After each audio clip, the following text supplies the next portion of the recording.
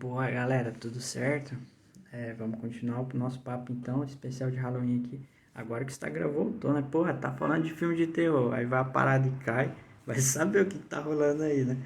Mas continuando o papo então, porque ontem a gente falou do Cinemão de Monstro que a Universal estava criando no final dos anos 20 e que atingiu o ápice de popularidade nos anos 30, né? E só que daí, né, a partir desses filmes se tornarem extremamente populares, a Universal começa a criar várias franquias, várias continuações que vão perdendo a criatividade ao longo do tempo. Então vai entrando em um processo de saturação e o foco aqui é como é o cinema de terror, tudo, né?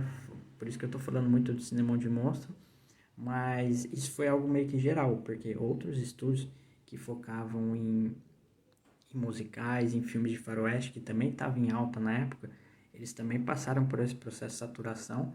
Então a demanda por um estilo de cinema novo e por novas histórias era meio que geral, né? E aí a partir disso, né, nos anos 40, o que a gente vê surgir? Vê surgir um estilo de filmes que são os filmes noir, né? Que vão ser filmes com histórias mais contidas, histórias menores, que focam muito em temas urbanos e que vão trazer principalmente histórias policiais, histórias sobre investigações, assassinatos, tudo. E vão trazer personagens protagonistas, principalmente, com uma moral meio duvidosa, né? Tipo, muitos anti-heróis, tudo. E é um tipo de cinema diretamente ligado com o cinema B, com o cinema de baixo orçamento, né? E aí, a partir disso, muitos dos filmes de terror que surgem nesses anos 40, eles vão seguir essa tendência de cinema noir e até o estilo visual mesmo, né?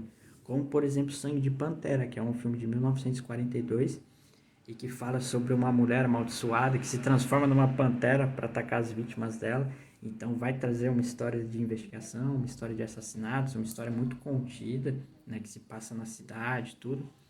E é uma história também que traz alguns elementos místicos e até sobrenaturais para aumentar essa carga de terror, né?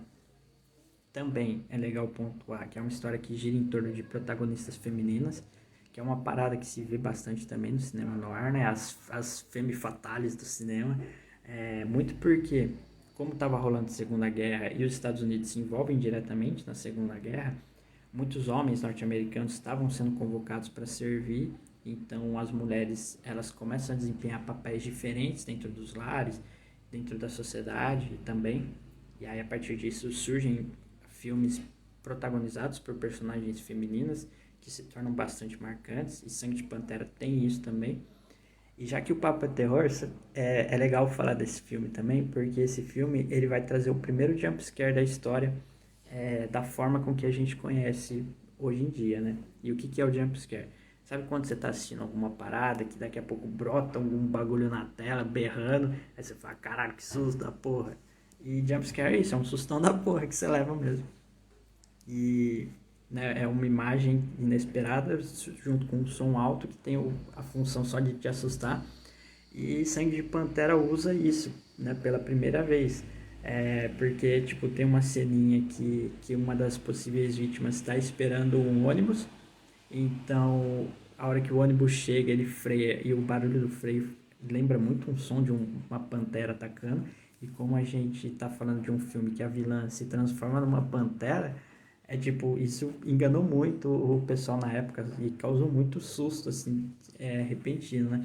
E é legal trazer isso porque, pô, hoje em dia, quando a gente fala de jumpscare, muitas pessoas odeiam e se tornou um artifício tão batido que às vezes nem tem mais força, impacto, né?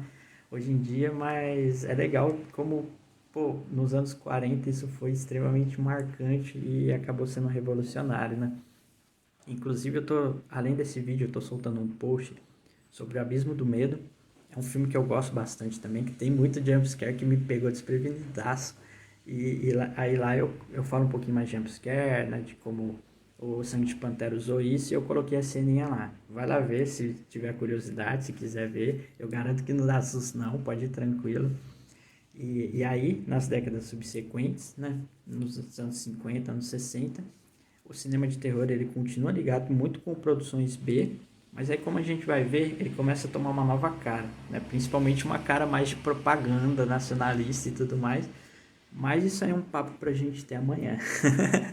Mas diz aí se você já assistiu Sangue de Pantera, se você já assistiu algum filme noir, o que você acha desse estilo, se você gosta também, tudo mais. Sangue de Pantera, inclusive, tá lá na HBO Max, pra quem, né, tem esse streaming e pra quem quiser assistir.